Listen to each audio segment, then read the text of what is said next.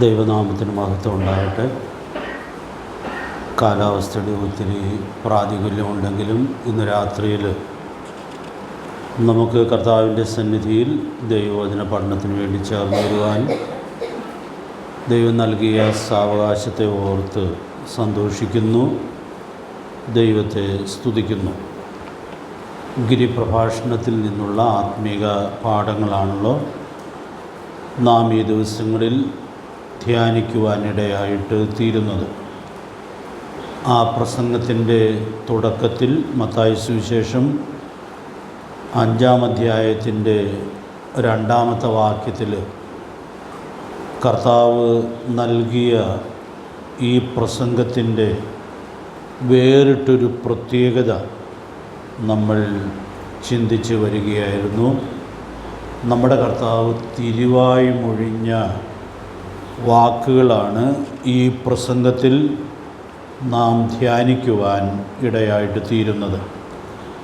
ആ സത്യത്തോട് ബന്ധപ്പെട്ട മറ്റ് ചില വാക്യങ്ങളും കഴിഞ്ഞ ദിവസങ്ങളിൽ നാം കാണുവാൻ ഇടയായിട്ട് തീർന്നു.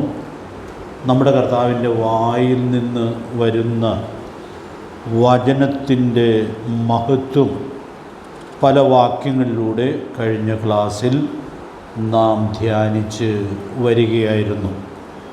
എബ്രായ ലേഖനം 4-ാം അധ്യായത്തിൻ്റെ 12-ാമത്തെ വാക്യത്തിൽ ദൈവവചനത്തോടുള്ള ബന്ധത്തിൽ പറഞ്ഞിരിക്കുന്നതായ ചില പ്രത്യേകതകൾ കൂടി നമ്മൾ ചേർത്ത് ചിന്തിക്കുവാനായിട്ട് ശ്രമിക്കുകയായിരുന്നു.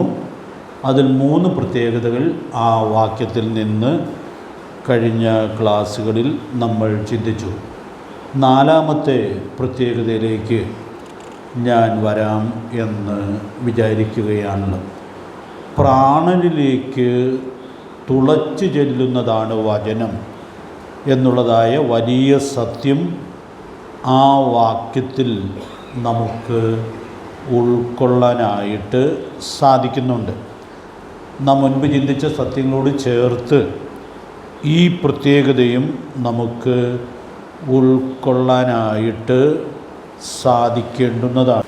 നാം കണ്ടതുപോലെ പ്രാണനിലേക്ക് തുളച്ചു ചെല്ലുന്ന ദൈവവചനത്തിൻ്റെ അനുഗ്രഹീതമായ പ്രത്യേകത നമുക്ക് ഈ വാക്യത്തിൽ കാണുവാനായിട്ട് സാധിക്കുന്നുണ്ട്. പ്രാണൻ ദേഹിയുടെ ഒരു പ്രതീകമായിട്ടാണ് നമുക്ക് ഉൾക്കൊള്ളാനായിട്ട് സാധിക്കുന്നത്.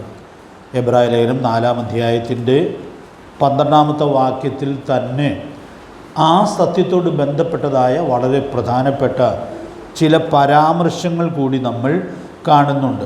കഴിഞ്ഞ ആഴ്ചയിൽ നമ്മൾ ആ വാക്യം വായിച്ചതും നമുക്കറിയാവുന്നതുമാണ്. എന്നിരിക്കലും ആ വാക്യം ഒന്നുകൂടി വായിക്കാം എന്ന് വിചാരിക്കുന്നു.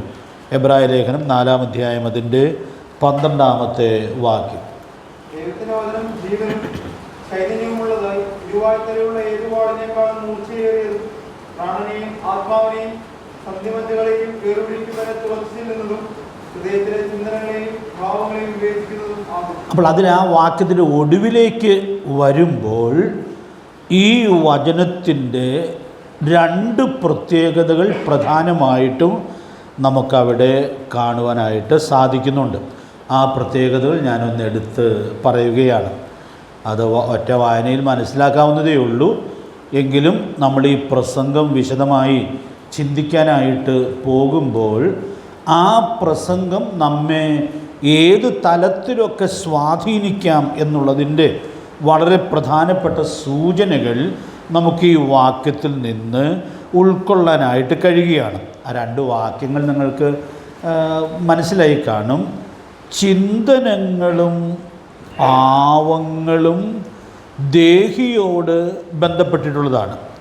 അപ്പോൾ നമുക്കറിയാം, ദൈവത്തിൻ്റെ വചനം നാം കേൾക്കുവാൻ ഉൾക്കൊള്ളുവാൻ ഇടയായിട്ട് തീരുമ്പോൾ നമ്മുടെ ഹൃദയത്തിലുള്ള ചിന്തകളെ തന്നെ അത് ശുദ്ധീകരിക്കുവാൻ മുഖാന്തരമായിട്ട് തീരും.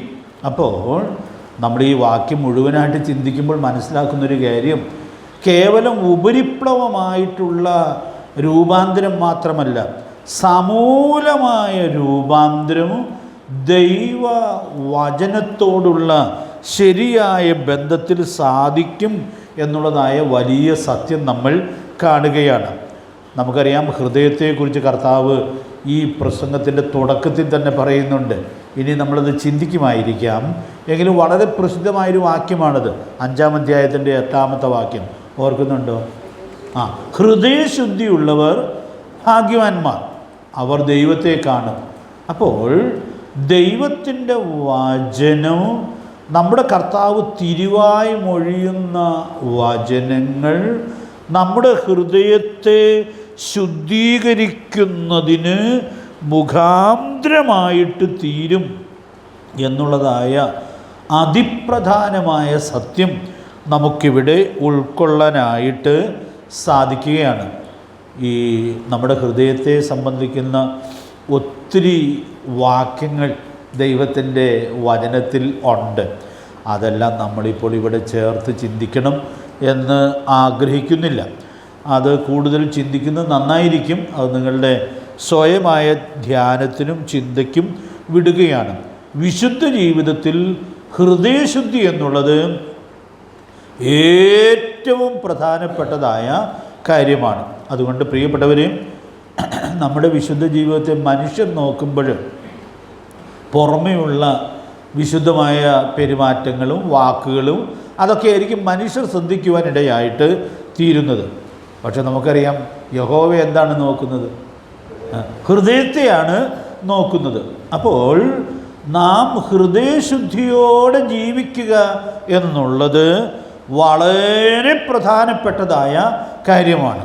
അപ്പം അതുകൊണ്ട് ഹൃദയത്തിൽ നിന്ന് പുറപ്പെടുന്ന അശുദ്ധിയെക്കുറിച്ചൊക്കെ നമ്മുടെ കർത്താവ് വളരെ വിശദമായിട്ട് പറഞ്ഞിട്ടുണ്ട്. അതിൽ തന്നെ വലിയൊരു പഠനമാണ്.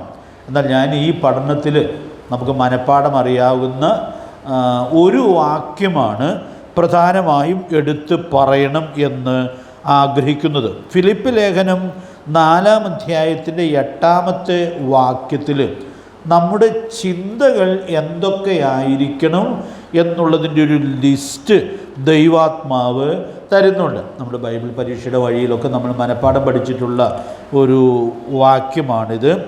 8 കൂട്ടം കാര്യങ്ങളാണ് നമുക്ക് ചിന്തിക്കാൻ അനുവാദമുള്ളൂ. അത് ആ വാക്യത്തിൽ നമ്മൾ കാണുന്നുണ്ട്. അപ്പോൾ ആ പദപ്രയോഗം ഒന്ന് ശ്രദ്ധിച്ചോളൂ. നമ്മുടെ ചിന്തനങ്ങളെ വചനം വിവേചിക്കും.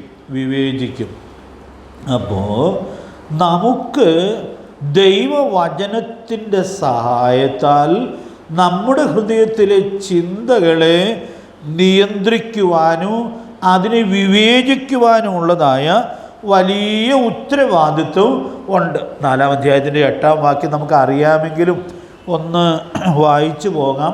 ആ 8 കൂട്ടം കാര്യങ്ങൾ നിങ്ങളൊന്ന് വിരൽ മടക്കി ഉൾക്കൊള്ളും, നല്ലതാണ്. ഞാനതിൻ്റെ വിശദീകരണങ്ങളിലേക്ക് ഒത്തിരി പോകണം എന്ന് ആഗ്രഹിക്കുന്നില്ല. ഫിലിപ്പ് ലേഖനം 4-ാം അധ്യായത്തിൻ്റെ 8-ാമത്തെ വാക്യം. സഹോദരന്മാരെ, സത്യമായതൊക്കെയും ധനമായതൊക്കെയും നീതിയായതൊക്കെയും നിർമ്മലമായതൊക്കെയും രമ്യമായതൊക്കെയും സൽകീർത്തിയായതൊക്കെയും സൽഗുണമോ പുകഴ്ചയോ അതൊക്കെയും ചിന്തിച്ചുകൊള്ളു. എന്ത് വ്യക്തമായിട്ടാണ് ദൈവത്തിൻ്റെ പരിശുദ്ധാത്മാവ് ഈ സത്യം നമ്മോട് പറയുന്നത്. ആ ഒടുവിലത്തെ വാക്കുകളും നിങ്ങൾ ശ്രദ്ധിച്ചാൽ അതൊക്കെയും എന്ത് ചെയ്തോളാനാണ് പറഞ്ഞേക്കുന്നത്? ചിന്തിച്ചു കൊള്ളുവിൻ. അപ്പോൾ നമ്മുടെ ചിന്തകളെ നമ്മുടെ കർത്താവിന് വളരെ കൃത്യമായിട്ട് അറിയാം. അവൻ ഉൾപ്പൂവുകളെയും ഹൃദയങ്ങളെയും ആരാഞ്ഞറിയുന്നവനാണ്. വെളിപ്പാട് 2-ന്റെ 23-ാമത്തെ വാക്യം. പിന്നെ ആർക്കും കൂടി അറിയാം? പിന്നെ നമുക്കറിയാം. അപ്പോൾ നമുക്ക് നമ്മുടെ ചിന്തകളെ വിവേചിക്കാനും ദൈവസന്നിധിയിൽ പരിശോധിക്കാനുമുള്ളതായ സാവകാശം ഉണ്ട്. അതുകൊണ്ട് നമ്മൾ നമ്മെ തന്നെ ശോധന ചെയ്യുമ്പോൾ നമുക്ക് പുറമേയുള്ള പാപങ്ങൾ മാത്രമല്ല, പിന്നെയോ ഹൃദയത്തിലുള്ള പാപങ്ങളെയും ശോധന ചെയ്ത് തിരിച്ചറിയുവാൻ സാധിക്കും എന്നുള്ളതായ വലിയ സത്യം നമുക്കിവിടെ ഉൾക്കൊള്ളാനായിട്ട് സാധിക്കുകയാണ്. അപ്പോൾ ഈ സത്യം മനസ്സിൽ വെച്ചുകൊണ്ട് ഈ ലിസ്റ്റിലൂടെ ഒന്ന് പോകാനിടയായിട്ട് തീർന്നാൽ, ഇതിൽ പെടാത്ത ചിന്തകൾ വരുമ്പോൾ അത് പാപമാണ് എന്നുള്ളത് തിരിച്ചറിഞ്ഞ് നമുക്കതിനെ വിട്ടൊഴിയാനായിട്ട് സാധിക്കേണ്ടിയിരിക്കുന്നു. ദൈവാത്മാവ് നമ്മെ സഹായിക്കട്ടെ. നിർമ്മലമല്ലാത്ത ചില ചിന്തകൾ നമ്മുടെ മനസ്സിൽ ചിലപ്പോൾ വന്നുകൂടി എന്ന് വരാകുന്നതാണ്. അത് പിന്നീട് പ്രവൃത്തിയിലേക്കൊക്കെ എത്താം.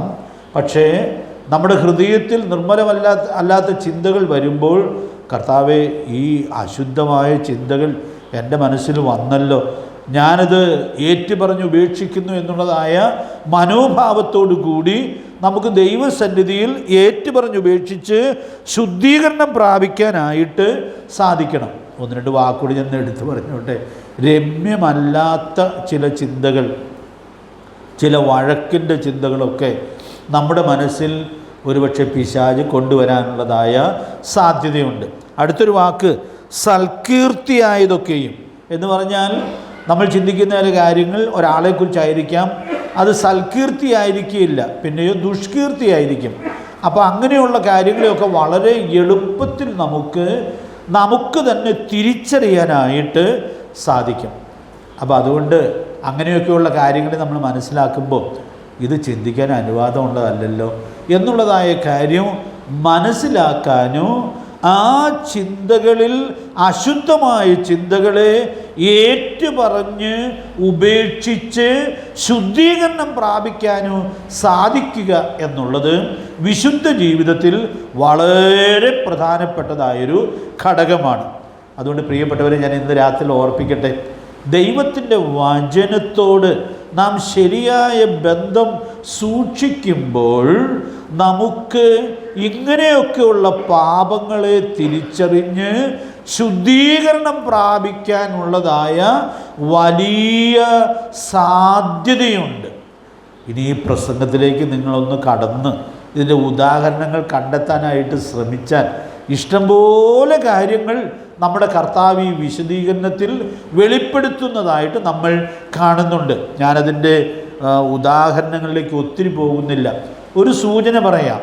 കൊല ചെയ്യരുത് എന്നുള്ളതായ കൽപ്പന കർത്താവ് എടുത്ത് പറയുന്നുണ്ട്. നമ്മളത് പിന്നീട് വിശദമായിട്ട് ചിന്തിക്കും. ന്യായപ്രമാണത്തിലുള്ളൊരു കൽപ്പനയാണ് കൊല ചെയ്യരുത്. പക്ഷേ ഞാനോ നിങ്ങളോട് പറയുന്നത് എന്ന് പറഞ്ഞിട്ട് സഹോദരനോട് കോപിക്കുന്നവനെല്ലാം ന്യായവിധിക്ക് യോഗ്യനാകും. അപ്പോൾ കോപം ചിലപ്പോൾ ഹൃദയത്തിലേ ഉണ്ടായിട്ടുള്ളായിരിക്കും, അത് വെളിപ്പെട്ടിട്ടുണ്ടായിരിക്കുകയില്ല. പക്ഷേ സഹോദരനോടുള്ളതായ കോപം നമ്മുടെ ഹൃദയത്തിൽ വരുമ്പോൾ തന്നെ ഉൾപ്പൂവുകളെയും ഹൃദയങ്ങളെയും ആരാഞ്ഞറിയുന്ന കർത്താവ് അത് തിരിച്ചറിയുന്നു എന്നുള്ളതായ സത്യം നമ്മൾ മനസ്സിലാക്കുകയാണ് പ്രിയപ്പെട്ടവരെ. അപ്പോൾ നമുക്ക് അങ്ങനെ നമ്മുടെ ചിന്തനങ്ങളെ വിവേചിക്കാനോ അരുതാത്ത ചിന്തനങ്ങളെ ഏറ്റുപറഞ്ഞുപേക്ഷിച്ച് ശുദ്ധീകരണം പ്രാപിക്കാനും സാധിക്കുമ്പോൾ അത് നമ്മുടെ ജീവിതത്തിൽ എത്ര വലിയ പരിവർത്തനത്തിന് മുഖാന്തരമായിട്ട് തീരും. ഈ പ്രസംഗത്തിൻ്റെ ഉള്ളിൽ ഇനി പല ഉദാഹരണങ്ങളും ഉണ്ട്, അതൊക്കെ നമ്മൾ പിന്നീട് ചിന്തിക്കുവാനിടയായിട്ട് തീരും. അപ്പോൾ നമ്മുടെ കർത്താവ് തിരുവായി മൊഴിഞ്ഞ സത്യങ്ങൾ നമ്മുടെ ചിന്തകളിൽ തന്നെ വിശുദ്ധി സൂക്ഷിക്കത്തക്കവണ്ണം നമ്മെ ഒരുക്കും എന്നുള്ളതായ വലിയ സത്യം നമുക്കിവിടെ ഉൾക്കൊള്ളാനായിട്ട് സാധിക്കുകയാണ്. അതോട് ചേർത്ത് പറഞ്ഞിട്ടുള്ളതായ രണ്ടാമത്തെ വാക്കുകൂടി ഞാൻ ഒന്ന് എടുത്തു പറയട്ടെ. ഹൃദയത്തിലുള്ള ചിന്തനങ്ങളെയും പിന്നെ മറ്റൊരു കാര്യം അവിടെ പറയുന്നത് എന്താണ്? ഭാവങ്ങളെ വിവേചിക്കത്തക്കവണ്ണം ഈ വചനം മുഖാന്തരമായിട്ട് തീരും. അപ്പോൾ ഞാൻ എൻ്റെ പരിചയമുള്ള രണ്ട് വാക്യങ്ങൾ പറയാം, അതാണിത് മനസ്സിലാക്കാൻ ഏറ്റവും എളുപ്പം. ഇതിൻ്റെ ഒരു അത്യാവശ്യമായ ഒരു ഔട്ട്ലൈൻ നമുക്ക് മനസ്സിലാകണമെന്നേ ഉള്ളൂ. വിശദീകരണം നമ്മൾ ഇനി പിന്നീട് ചിന്തിക്കാനായിട്ട് പോവുകയാണ്. നമുക്ക് വേണ്ടിയ ഭാവം ആരുടെ ഭാവമാണെന്ന് ഫിലിപ്പ് 2:5 വാക്യത്തിൽ വായിക്കുന്നുണ്ട്. ആരുടെ ഭാവമാണ് വേണ്ടിയത്? ക്രിസ്തുവേശുവിലുള്ള ഭാവം തന്നെ നിങ്ങളിലും ഉണ്ടായിരിക്കട്ടെ. അതിന് താഴെ വാക്യത്തിലേക്ക് വരുമ്പോൾ ആ ഭാവം എന്തൊക്കെയായിരുന്നു എന്നുള്ളത് അപ്പോസ്തലനായ പൗലോസ് വളരെ മനോഹരമായിട്ട് വിശദീകരിക്കുന്നുണ്ട്. ആ വിശദീകരണം നിങ്ങൾ താനെ ചിന്തിച്ചാൽ മതി. അപ്പോൾ യേശുക്രിസ്തുവിലുള്ള ഭാവത്തോടെ ഞാനും നിങ്ങളും ജീവിക്കണം എന്നുള്ളതാണ് കർത്താവ് നമ്മെക്കുറിച്ച് ആഗ്രഹിക്കുന്നത്. അതുകൊണ്ട് പ്രിയപ്പെട്ടവരെ, ഈ കൽപ്പന അതുപോലെ സൂക്ഷിക്കാനായിട്ട് നമുക്ക് സാധിക്കട്ടെ. നമുക്കറിയാം, നമുക്ക് കർത്താവിൻ്റെ ഭാവത്തോടെ ഈ ഭൂമിയിൽ ജീവിക്കാൻ സാധിക്കുന്ന ഉന്നതമായ സാധ്യതയിലേക്കാണ് കർത്താവ് നമ്മെ കൊണ്ടുവന്നിട്ടുള്ളത്. പക്ഷേ ഇവിടെ ഒരു അപകട സൂചനയുണ്ട്. നമ്മൾ ഭാവിക്കേണ്ടതിന് മീതെ ഭാവിച്ചു പോകാനൊക്കെ ഉള്ളതായ വലിയ സാധ്യതയുണ്ട്. അതുകൊണ്ട് റോമാലേഖനം 12-3 വാക്യത്തിൽ അതൊരു വിപൽ പ്രബോധനമായി ചൂണ്ടിക്കാണിക്കുന്നുണ്ട്. ആ വാക്യം നമുക്കറിയാമല്ലോ. ഭാവിക്കേണ്ടതിന് മീതെ ഭാവിച്ചുയരാതെ ദൈവം അവനവന് വിശ്വാസത്തിൻ്റെ അളവ് പങ്കിട്ടതുപോലെ സുബോധമാകും വണ്ണം ഭാവിക്കണം. ഏത് വിഷയത്തെക്കുറിച്ച് അത് പറഞ്ഞത് നിങ്ങൾക്കറിയാമോ? സഭയിലുള്ള കൃപാവരങ്ങളെക്കുറിച്ചാണ് പറയുന്നത്. അപ്പോൾ ദൈവസഭയിൽ ദൈവം നമ്മെ ഏൽപ്പിച്ചിട്ടുള്ള കൃപാവരങ്ങൾ പോലും ഭാവിക്കേണ്ടതിന് മീതെ ഭാവിച്ചുയരുന്നതിന് കാരണമായിട്ട് തീരാവുന്നതാണ്. അപ്പോൾ അതുകൊണ്ട് ഞാനൊരു അപകട സൂചന പറയുന്നത്, ഈ കൃപാവരം പോലും ഈ അപകട സാധ്യതയുള്ള ഒന്നാണ് എന്ന് വരികിൽ ഇതിനേക്കാൾ അപകടം പിടിച്ച എത്രയോ കാര്യങ്ങൾ ദൈവവചനത്തിൽ നമ്മൾ കാണുന്നുണ്ട്.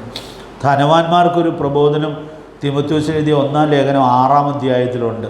നിങ്ങൾ ഓർക്കുന്നുണ്ട്, ധനവാന്മാരോട് പറയുന്നത് അവരോട് ഉന്നത ഭാവം കൂടാതെ ഇരിക്കണം എന്ന് പറഞ്ഞാൽ ധനം ഉന്നത ഭാവത്തിലേക്ക് നയിക്കാനുള്ളതായ സാധ്യതയുണ്ട്. അപ്പോൾ ദൈവവചനത്തിൽ എന്തെല്ലാം കാര്യങ്ങളിലുള്ള അപകട സൂചനകളാണ് ദൈവാത്മാവ് നൽകുന്നത്. ഇതൊന്നും ഞാൻ എടുത്തു വായിക്കാതെ അങ്ങ് പറയാം. യെഹെസ്കേൽ പ്രവചനം 28-ാം അധ്യായത്തിൽ വരുമ്പോൾ അവിടെ പിശാചിൻ്റെ പാപത്തെക്കുറിച്ച് പ്രവാചകൻ വിശദീകരിക്കുമ്പോൾ ധനം നിമിത്തം ഗർവിച്ചു, പിന്നെ വേറെ 2 കാരണങ്ങൾ കൂടി അവിടെ പറയുന്നുണ്ട്, ഓർക്കണ്ടോ? സൗന്ദര്യം നിമിത്തം ഗർവിച്ചു, പിന്നെ ജ്ഞാനം നിമിത്തം ഗർവിച്ചു. നോക്കണേ, ഇതൊക്കെ നല്ല കാര്യങ്ങളാണ്. പക്ഷേ അത് ഉന്നത ഭാവത്തിലേക്ക്, അഹങ്കാരത്തിലേക്ക് നയിക്കാൻ ഇടയുണ്ട് എന്നുള്ളതായ വലിയ സത്യം ദൈവത്തിൻ്റെ പരിശുദ്ധാത്മാവ് ഇവിടെ ചൂണ്ടിക്കാണിക്കുകയാണ്. അതുകൊണ്ട് ഞാൻ ഇന്ന് രാത്രി ഇങ്ങനെ പറഞ്ഞ് അവിടെ നിന്ന് മുമ്പോട്ട് പോകട്ടെ. ദൈവവചനം എന്തോരു ശ്രേഷ്ഠമാണ്. നമ്മുടെ ചിന്തനങ്ങളെയും ഭാവങ്ങളെയും പരിശോധിച്ച് ക്രമപ്പെടത്തക്കവണ്ണം അത് മുഖാന്തരമായിട്ട് തീരുന്നതാണ്. ഈ പ്രസംഗത്തിൽ തന്നെ നമ്മളത് കാണുകയാണ്. അതുകൊണ്ട് നമ്മുടെ പ്രാണപ്രിയൻ തിരുവായി മൊഴിഞ്ഞ വചനങ്ങളുടെ മഹത്വം നമുക്ക് ഉൾക്കൊള്ളാനായിട്ട് സാധിക്കട്ടെ. ഞാൻ 5-ാമത്തെ പ്രയോഗത്തിലേക്ക് വരികയാണ്. ആത്മാവിലേക്ക് ഇറങ്ങിച്ചെല്ലുന്നതാണ് വചനം എന്നുള്ളതായ കാര്യം എബ്രായ ലേഖനം 4-ാം അധ്യായത്തിൽ ദൈവാത്മാവ് എടുത്ത് പറയുന്നുണ്ട്. ഇതിൻ്റെ ഒരു ചെറിയ വിശദീകരണം ഞാൻ ഈ ക്ലാസ്സിൽ തന്നെ മുമ്പ് പറഞ്ഞിട്ടുണ്ടായിരുന്നു. അതുകൊണ്ട് ഒത്തിരി വിശദീകരിക്കേണ്ട എന്ന് ഞാൻ വിചാരിക്കുകയാണ്. ഒരു പാപിയുടെ ആത്മരക്ഷയിലേക്ക് നയിക്കുന്നത് ദൈവത്തിൻ്റെ വചനമാണ്. കഴിഞ്ഞ ക്ലാസ്സിൽ വളരെ കഠിനനായൊരു പാപിയുടെ ആത്മരക്ഷയിലേക്ക് നയിച്ച കർത്താവിൻ്റെ 2 വചനങ്ങളെക്കുറിച്ച് ഞാൻ വിശദീകരിച്ചായിരുന്നു. ആരുടെ ഹൃദയത്തിലേക്കാണ് ആ വചനം കടന്നു എന്നത് ഓർക്കുന്നുണ്ടോ? തർസോസുകാരനായ ശൗലിനോട് 2 കൊച്ചു വാചകമേ നമ്മുടെ കർത്താവ് പറഞ്ഞോളൂ. ആ വാചകം അവനിൽ വലിയ രൂപാന്തരത്തിന് മുഖാന്തരമായി, ആത്മരക്ഷയ്ക്ക് മുഖാന്തരമായിട്ട് തീർന്നു എന്നുള്ളത് നമ്മൾ കാണുകയാണ്. 1 പത്രോസ് 1:23 വാക്യം ഒന്ന് നോട്ട് ചെയ്തിട്ടുള്ളൂ. കെടുന്ന ബീജത്താലല്ല, കെടാത്തതിനാൽ ജീവനുള്ളതും നിലനിൽക്കുന്നതുമായ ദൈവവചനത്താലാണ് നാം വീണ്ടും ജനിച്ചത്. അതുകൊണ്ട് പ്രിയപ്പെട്ടവരെ, ഈ വചനം കയ്യിലെടുക്കുമ്പോഴൊക്കെ, ഈ വചനം വായിക്കാൻ തുടങ്ങുമ്പോഴൊക്കെ, കേൾക്കാൻ തുടങ്ങുമ്പോഴൊക്കെ നമ്മൾ വളരെ നന്ദിയോടുകൂടി ഓർക്കണം, ഈ വചനമാണ് നമ്മെ വീണ്ടും ജനനത്തിലേക്ക്, ആത്മരക്ഷയിലേക്ക് നയിച്ചത്. അതുകൊണ്ട് ആത്മാവിലേക്ക് ഇറങ്ങിച്ചെല്ലാൻ ശക്തമാണ് ദൈവത്തിൻ്റെ വചനം എന്നുള്ളതായ സത്യം നമുക്കിവിടെ ഉൾക്കൊള്ളാനായിട്ട് സാധിക്കുക. അതിന് മറ്റൊരു തലം കൂടി ഞാനൊന്ന് വളരെ പരിചയമുള്ള വാക്യങ്ങളിലൂടെ ഒന്ന് പരാമർശിച്ച് പോകാം. 1 പത്രോസ് 2-ാം അധ്യായത്തിൻ്റെ ആദ്യത്തെ 3 വാക്യങ്ങൾ, ഈ വാക്യങ്ങളൊന്നും നമ്മൾ തൽക്കാലം വായിക്കുന്നില്ല, കാരണം ഇതൊക്കെ നമുക്ക് വളരെ പരിചയമുള്ള വാക്യങ്ങളാണ്. അവിടെ വീണ്ടും ജനനത്തെക്കുറിച്ച് പത്രോസിൻ്റെ 1-ാം ലേഖനം 1-ാം അധ്യായത്തിൻ്റെ 23-ാമത്തെ വാക്യത്തിൽ പറഞ്ഞിട്ട് പിന്നെ 2 വാക്യങ്ങളിൽ ദൈവവചനത്തിൻ്റെ പ്രത്യേകതയും പറയുകയാണ്. 2-ാമത്തെ അധ്യായം തുടങ്ങുമ്പോൾ വീണ്ടും ജനിച്ചൊരു ദൈവ പൈതൽ വളരുന്നത്, ആത്മീകമായി വളരുന്നത് പ്രധാനമായിട്ടും ദൈവവചനത്താലാണ്. പ്രിയപ്പെട്ടവരെ, ആ വാക്യം നമുക്ക് അറിയാവുന്നതുകൊണ്ട് നമുക്ക് പറഞ്ഞു പോകാം. ആകയാൽ സകല ദുഷ്ടതയും എല്ലാ ചതിവും വ്യാജഭാവവും അസൂയയും എല്ലാ നുണയും നീക്കിക്കളഞ്ഞ് ഇപ്പോൾ ജനിച്ച ശിശുക്കളെ പോലെ രക്ഷയ്ക്കായി വളരുവാൻ വചനമെന്ന മായമില്ലാത്ത പാൽ കുടിപ്പാൻ വാഞ്ചിപ്പിൻ. പ്രിയപ്പെട്ടവരെ, ദൈവത്തിൻ്റെ വചനമാകുന്ന ആത്മീക ഭക്ഷണം വീണ്ടും ജനിച്ചൊരു ദൈവ പൈതലിനെ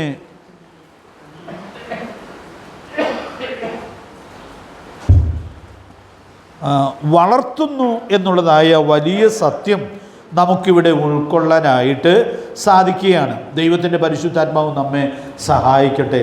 അതുകൊണ്ട് ആത്മാവിലേക്ക് ഇറങ്ങിച്ചെല്ലുന്ന വചനത്തിൻ്റെ മഹത്വം നമ്മൾ കാണുകയാണ്. സുപരിതമായ 2 വാക്യങ്ങൾ കൂടി ഞാൻ വേഗത്തിൽ പറഞ്ഞു പോകാം. കൊലോസ്യ ലേഖനം 1-ാം അധ്യായത്തിൽ 28-ാമത്തെ വാക്യം ഒന്ന് വായിച്ചോളൂ. നമുക്കറിയാവുന്ന വാക്യമാണെങ്കിലും ഒന്ന് വായിച്ചു പോകുന്നത് നന്നായിരിക്കും. 1-ന്റെ 28-ാമത്തെ വാക്യം.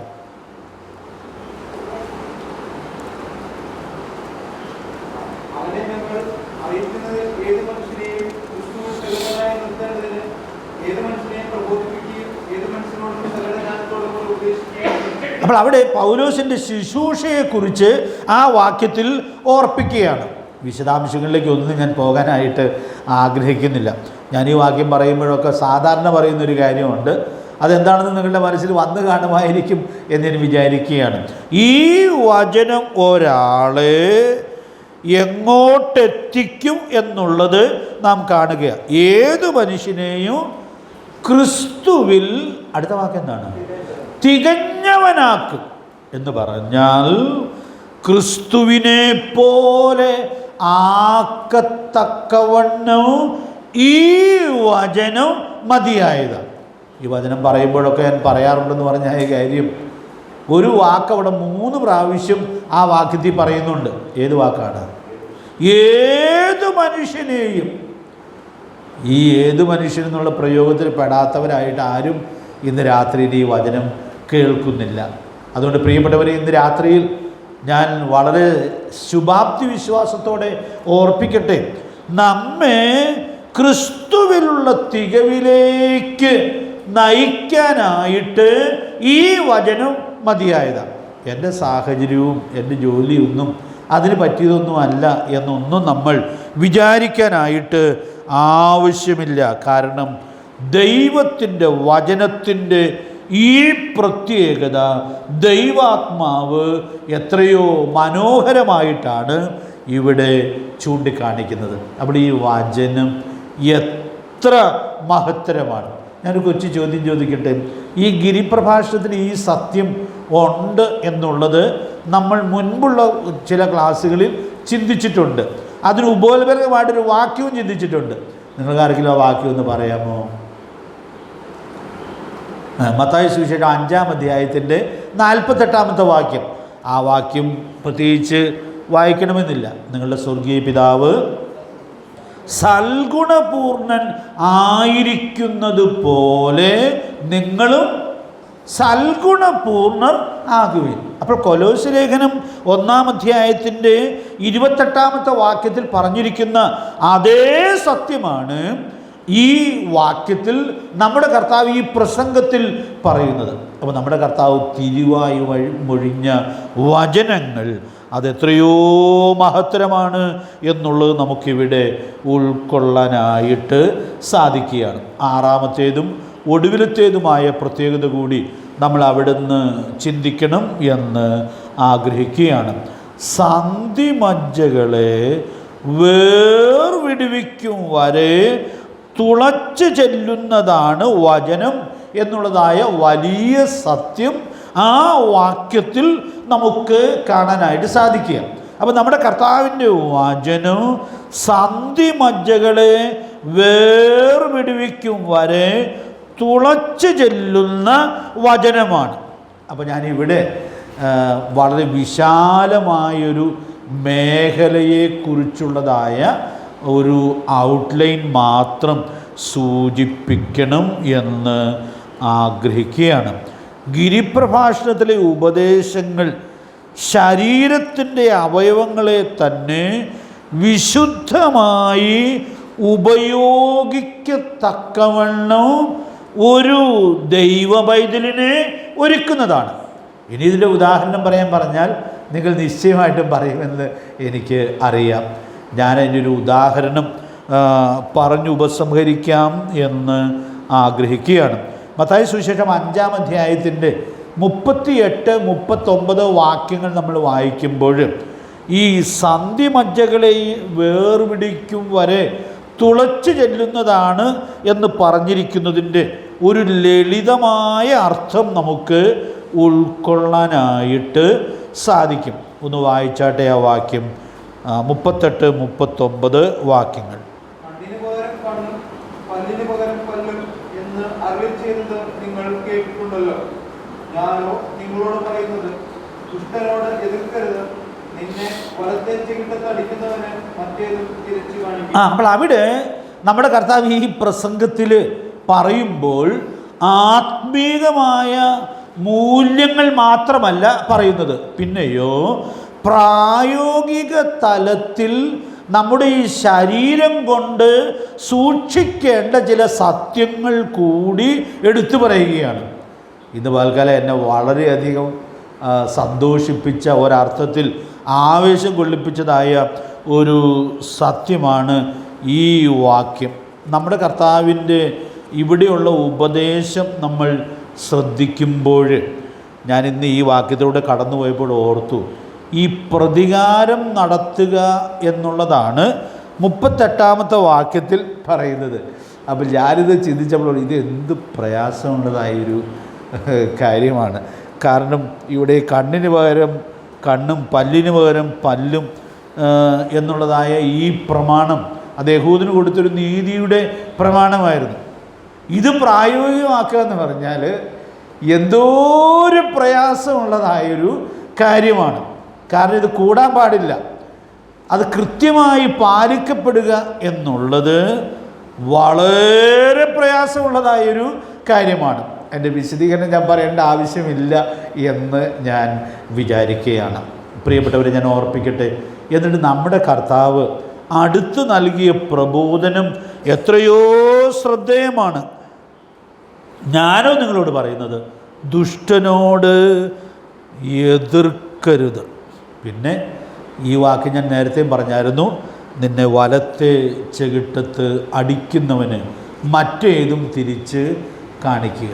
അപ്പോൾ നമ്മുടെ ശരീരത്തിൻ്റെ അവയവങ്ങളെ, സന്ധിമജ്ജകളെ വേർപിടിവയ്ക്കും വരെ ചെല്ലത്തക്കവണ്ണം ഈ വചനം ശക്തമാണ് എന്നുള്ളത് നമുക്കിവിടെ കാണുവാനായിട്ട് കഴിയുന്നുണ്ട്. പ്രിയപ്പെട്ടവരെ, പ്രതികാരത്തെ സംബന്ധിച്ചൊരു വിശദീകരണം ഇവിടെ വേണമെങ്കിൽ ചിന്തിക്കാം. പക്ഷേ അത് വിശദീകരിക്കാൻ പോയാൽ ഒത്തിരി സമയമെടുക്കും. ഇപ്പോൾ നമ്മളിതിനൊരു സൂചന മാത്രം ചിന്തിക്കാനായിട്ട് ശ്രമിക്കുകയാണ്. ഇവിടെ കർത്താവ് ഇങ്ങനെ പറയാൻ കാരണം എന്താണ്? ഞാനോ നിങ്ങളോട് പറയുന്നു, ദുഷ്ടനോട് എതിർക്കരുത്, നിന്നെ വലത്തെ ചെകിട്ടത്ത് അടിക്കുന്നതിന് മറ്റേതും തിരിച്ചു കാണിക്കുക എന്ന് പറയുമ്പോൾ നീ പ്രതികാരം ചെയ്യണ്ട. പിന്നെ റോമാലേഖനം 12-ാം അധ്യായത്തിൻ്റെ 19-ാമത്തെ വാക്യത്തിൽ ഒരു കാര്യം പ്രതികാരത്തെക്കുറിച്ച് പറഞ്ഞിട്ടുണ്ട്. എന്താണത് ഓർക്കണ്ടോ? അത് ഞാൻ ചെയ്തോളാം. അപ്പോൾ ഞാനവിടെ ഓർത്തൊരു കാര്യം, ഈ പ്രതികാരം ചെയ്യുക എന്ന് പറയുന്നത് ഒരു മനുഷ്യനെ സംബന്ധിച്ചിടത്തോളം എന്തോരം പ്രയാസമുള്ളതായൊരു കാര്യമാണ്.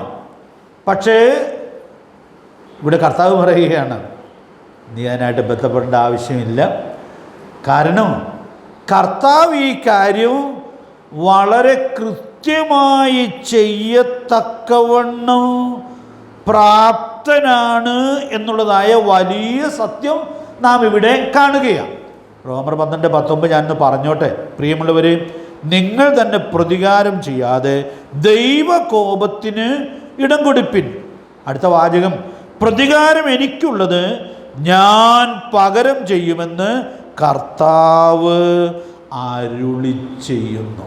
അപ്പോൾ ഈ വചനം ഇവിടെ നമ്മൾ കാണുന്നത് ഇത് സന്ധിമജ്ജകളെ വേർപിടിവിക്കും വരെ തുളച്ച് ചെല്ലുന്നതായ വചനമാണ്. വിശദമായി പറയാവുന്ന ചില സത്യങ്ങൾ ഇവിടെ ഉണ്ട്. അത് നമ്മൾ സ്നാനത്തോടുള്ള ബന്ധത്തിൽ വിശദമായി ചിന്തിച്ചതാണ്. അപ്പോൾ അതുകൊണ്ട് ഞാൻ അതിൻ്റെ വിശദാംശങ്ങളിലേക്ക് പോകുന്നില്ല. ഒരു 2 റെഫറൻസ് എഴുതിയിട്ടാൽ മതി, അപ്പോൾ നിങ്ങൾക്കത് ഓടി മനസ്സിൽ വരും. റോമലേഖനം 6-ാം അധ്യായത്തിൻ്റെ 13-19 വാക്യങ്ങൾ, പിന്നെ 12-ാം അധ്യായത്തിൻ്റെ 1-2 വാക്യങ്ങൾ. ഇവിടെ നമ്മൾ ചിന്തിക്കുമ്പോൾ നമുക്കറിയാം, അവിടെ നമ്മുടെ ഈ അവയവങ്ങളെ അശുദ്ധിക്കും അധർമ്മത്തിനും വേണ്ടി ഉപയോഗിച്ചുകൊണ്ടിരുന്നതാണ്. പക്ഷേ ഈ വചനത്തിൽ പ്രബോധിപ്പിക്കുന്നത് ഈ അവയവങ്ങളെ തന്നെ നീതിക്കും വിശുദ്ധിക്കുമായിട്ട് സമർപ്പിക്കണം. റോമർ 12-ന്റെ ആദ്യത്തെ 2 വാക്യങ്ങൾ നമുക്ക് എല്ലാവർക്കും അറിയാം. നിങ്ങളുടെ ശരീരങ്ങളെ ജീവനും വിശുദ്ധിയും ദൈവത്തിന് പ്രസാദവുമുള്ള യാഗമായി സമർപ്പിക്കണം. അപ്പോൾ അതെന്ത് വിശദമായിട്ട് നമ്മൾ ചിന്തിക്കാറുള്ളതാണ്. നിങ്ങൾക്കിത് ചേർത്ത് അവിടെ ചിന്തിക്കാം. അപ്പോൾ ദൈവത്തിൻ്റെ വചനം ഒരു വ്യക്തിയോട് ഇടപെടുവാൻ ഇടയായിട്ട് തീരുമ്പോൾ എടുക്കുന്ന തീരുമാനങ്ങൾ എത്രത്തോളം രൂപാന്തരത്തിൽ ജീവിക്കത്തക്കവണ്ണോ മുഖാന്തരമായിട്ട് തീരും എന്നുള്ളതായ വലിയ സത്യം നമുക്കിവിടെ ഉൾക്കൊള്ളാനായിട്ട് സാധിക്കുക. യെശയ്യാപ്രവചനം 31-ാം അധ്യായത്തിൻ്റെ 15-ാമത്തെ വാക്യം ഞാൻ അനേക വർഷങ്ങൾക്ക് മുമ്പ് കണ്ടെത്താനും അതനുസരിക്കാനായിട്ടുള്ള ഒരു സമർപ്പണത്തിൽ വരാനും ഇടയായി തീർന്നത് എന്തൊരു വലിയ പരിവർത്തനത്തിന് കാരണമായിട്ട് തീർന്നു എന്നുള്ളത് ഞാൻ പലപ്പോഴും ഓർത്ത് അത്ഭുതപ്പെടാറുണ്ട്. ആ വാക്യം നിങ്ങളുടെ മനസ്സിലുണ്ടല്ലോ ഇല്ലേ?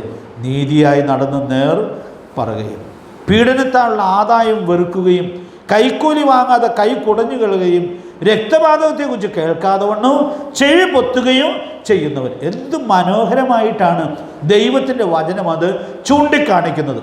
ഞാനിന്ന് രാത്രി ഓർപ്പിക്കട്ടെ, ഈ വചനം നമ്മുടെ സന്ധിമജ്ജകളെ തുളച്ച് ചെല്ലും വരെ ഇറങ്ങിച്ചെല്ലുന്ന വചനമാണ്. ഞാനിവിടുന്ന് വചനത്തിൽ ഇത് വെളിപ്പെടുന്ന ധാരാളം ഉദാഹരണങ്ങളുണ്ട്. നമുക്കറിയാവുന്നൊരു ഉദാഹരണം ഞാനൊന്ന് പറയാം. മോശ മുൻപ് എങ്ങനെയായിരുന്നു നമുക്ക് എല്ലാവർക്കും അറിയാം. വാക്യമൊന്നും വായിക്കണ്ട.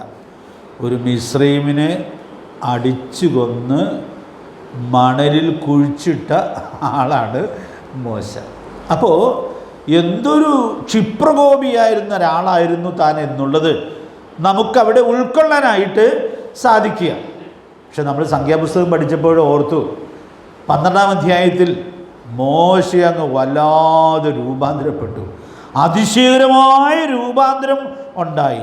ആ രൂപാന്തരം വചനം തൻ്റെ സന്ധിമജ്ജകളിലേക്ക് ഇറങ്ങിച്ചെല്ലുവാൻ ഇടയായിട്ട് തീർന്നു.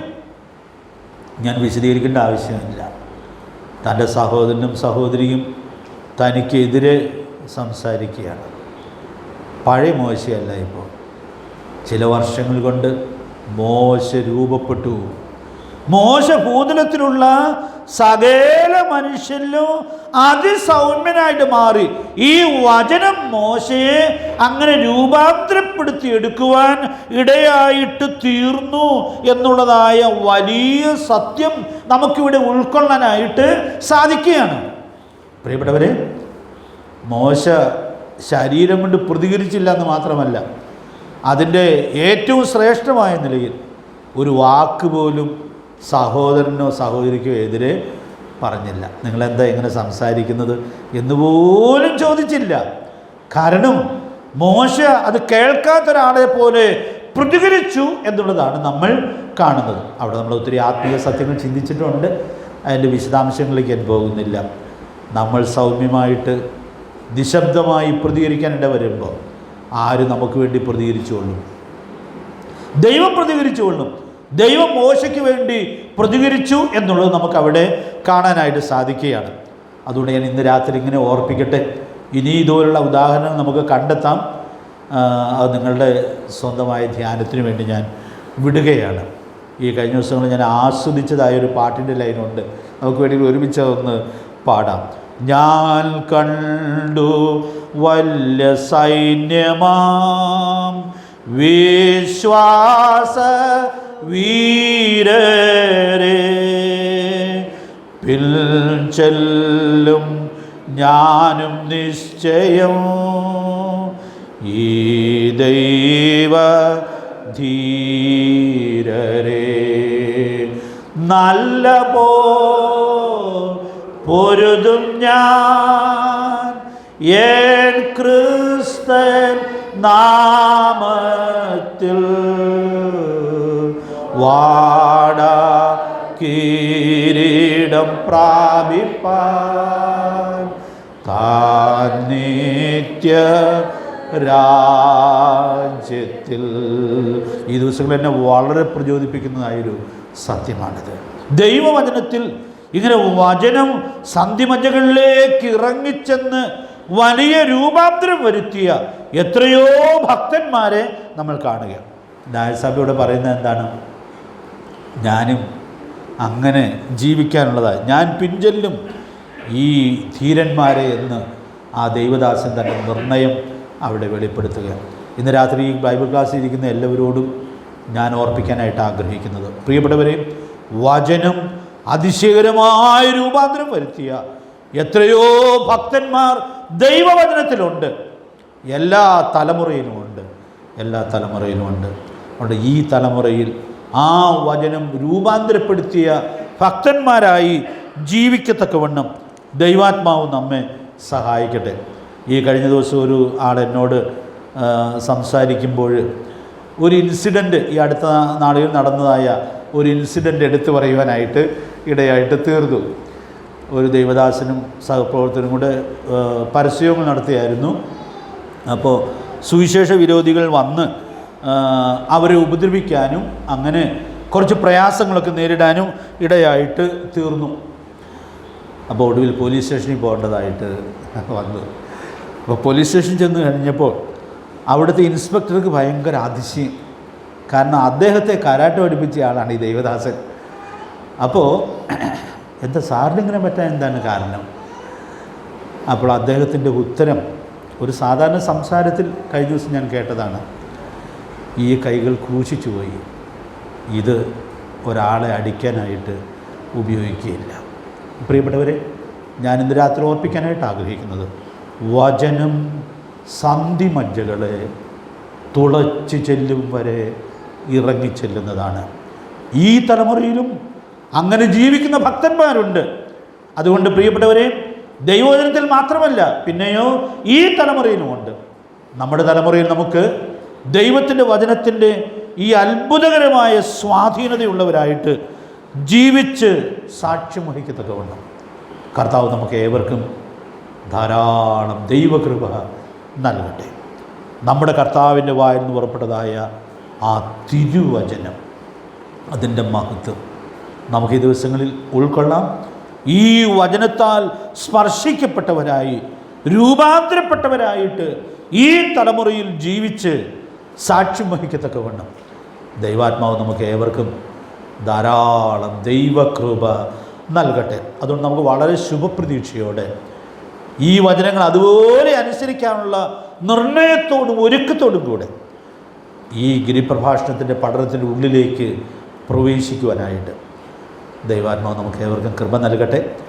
നമുക്ക് ആദ്യത്തെ പാഠം അടുത്ത ക്ലാസ്സിൽ ചിന്തിക്കാമെന്ന് ഞാൻ വിചാരിക്കുന്നു. കർത്താവ് നമ്മെ സഹായിക്കട്ടെ. ഈ പഠനം നമ്മെ വളരെയധികം രൂപാന്തരപ്പെടുത്തുവാൻ സ്വർഗത്തിലെ ദൈവം മുഖാന്തരമാക്കി തീർക്കട്ടെ. കർത്താവിൻ്റെ വിലയേറിയ നാമം ഇന്നും എന്നേക്കും വാഴ്ത്തപ്പെടുമാറാകട്ടെ.